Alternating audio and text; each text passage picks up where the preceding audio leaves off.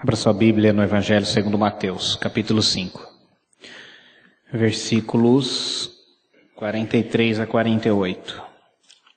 Mateus 5, 43, hoje nós acabamos já o capítulo 5, acabamos o primeiro capítulo dos 3 do Sermão da Montanha.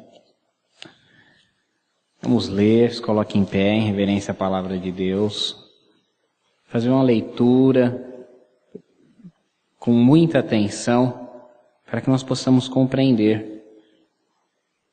Mateus 5, 43 ao 48. Está escrito: Ouvistes o que foi dito, amarás o teu próximo e odiarás o teu inimigo. Eu, porém, vos digo, amai os vossos inimigos.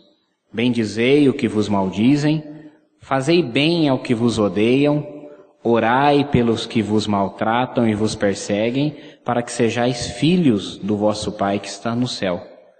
Porque faz que o sol se levante sobre maus e bons, e a chuva desça sobre justos e injustos. Pois, se amardes os que vos amam, que recompensa tendes? Não fazem os publicanos também o mesmo?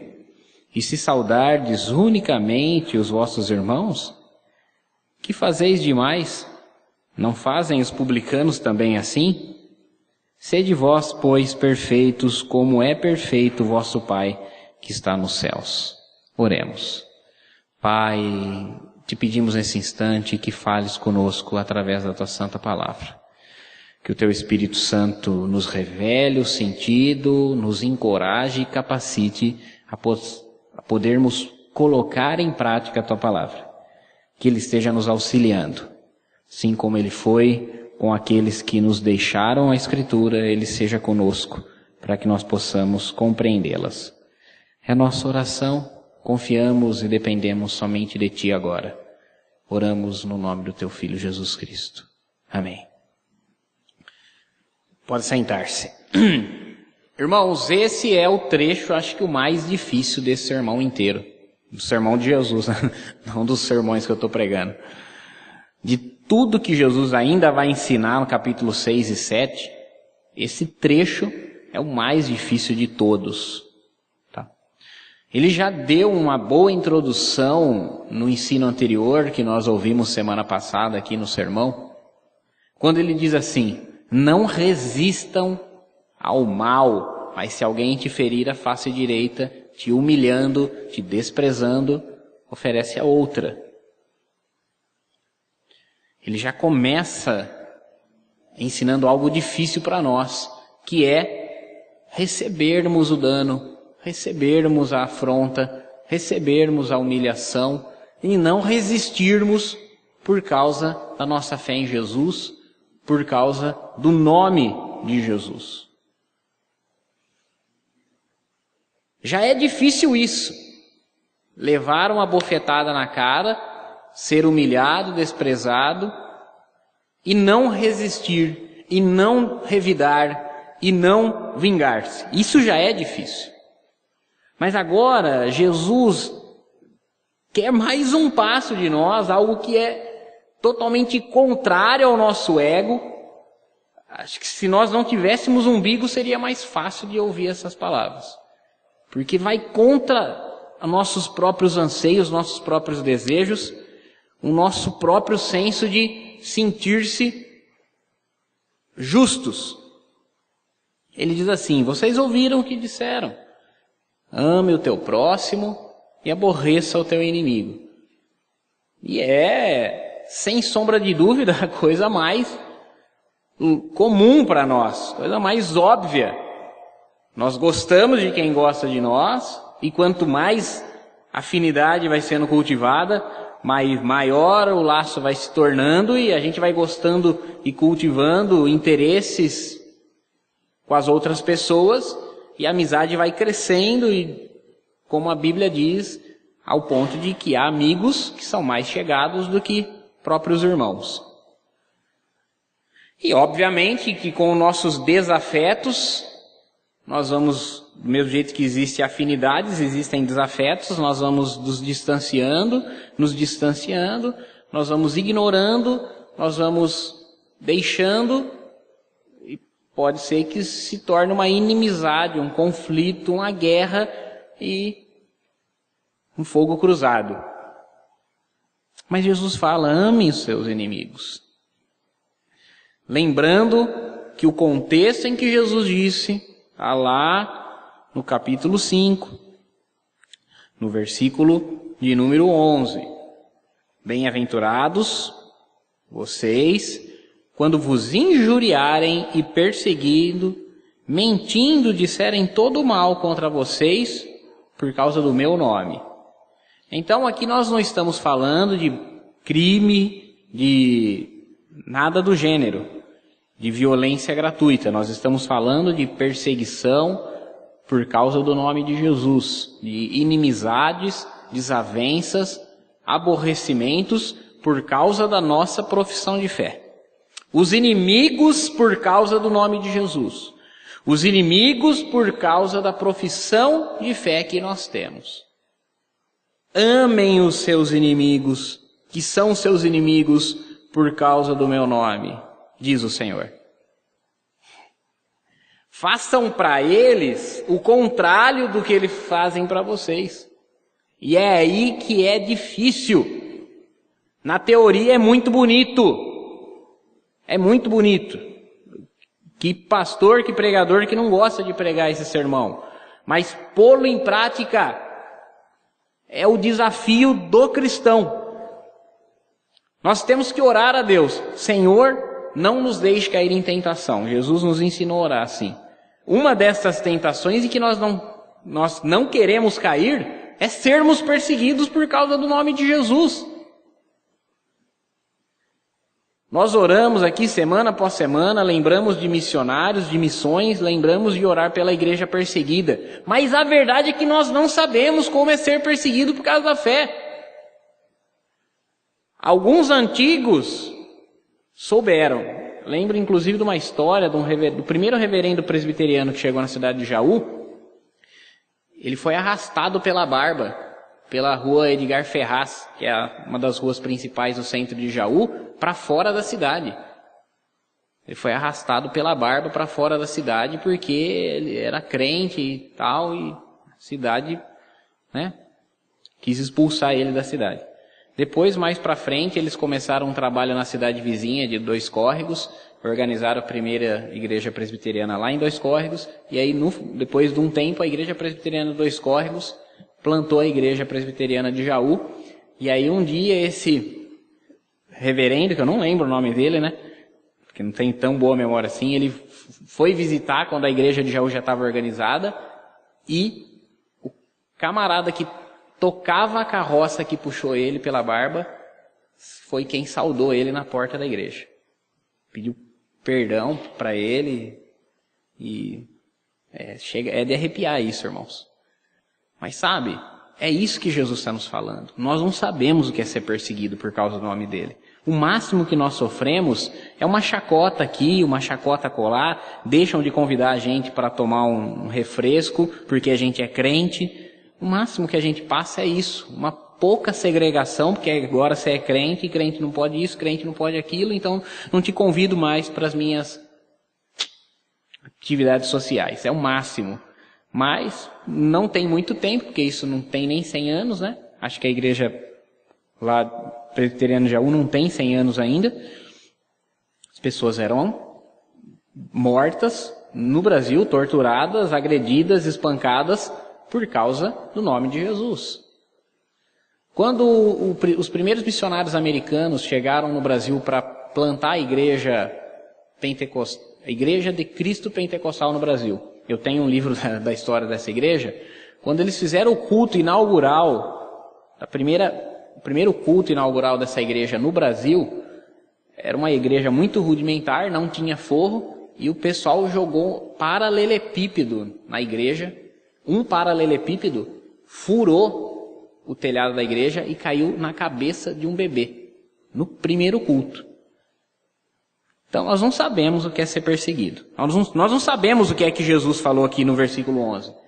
Abençoados são vocês quando vos injuriarem e perseguirem, mentindo, disserem contra vós todo mal por causa do meu nome. Então nós vamos tentar imaginar como seria essa situação, para nós tentarmos imaginar como Jesus quer que nós agimos.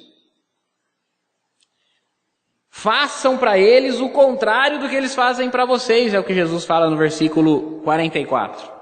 Abençoa quem te amaldiçoa.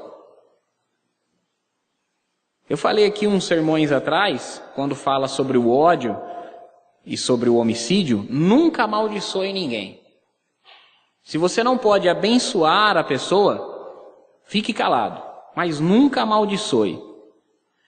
Porque a pessoa fala mal de você, porque o fulano de tal não presta, ciclana não tem caráter, fulano de tal faz isso, faz aquilo outro. Aí você fala, agora também eu vou falar. É para falar, eu vou falar. Porque o cara também faz isso, fulano também faz aquilo. Não.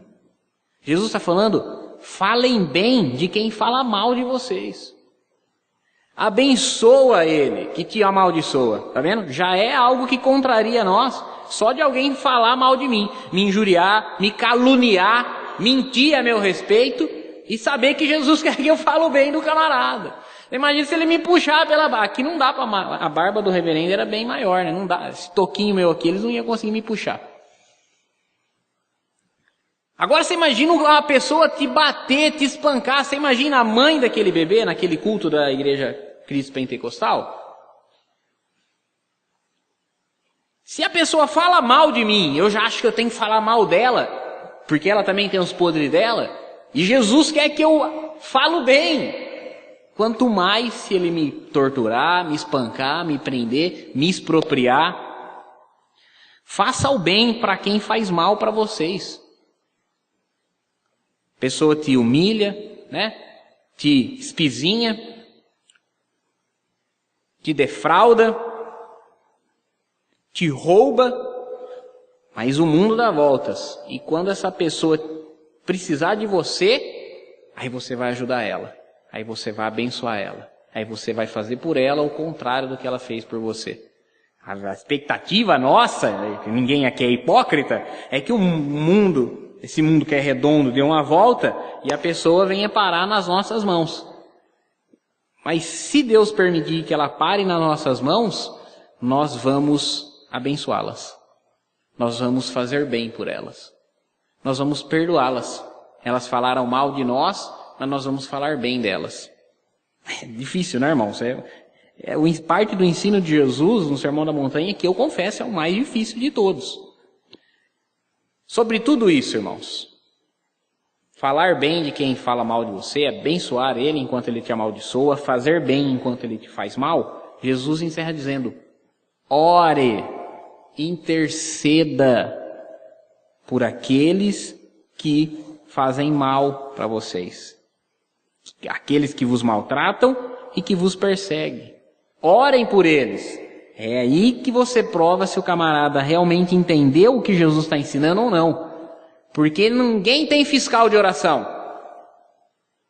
Eu posso dar a mão e fazer uma sala e fazer, sabe, um teatro ali para falar que eu estou de bem daquela pessoa. Que me humilhou, que me brigou comigo, que me bateu, que me arrastou pela barba. Eu posso até dar um abraço, fazer uma sala para fingir que está tudo em ordem.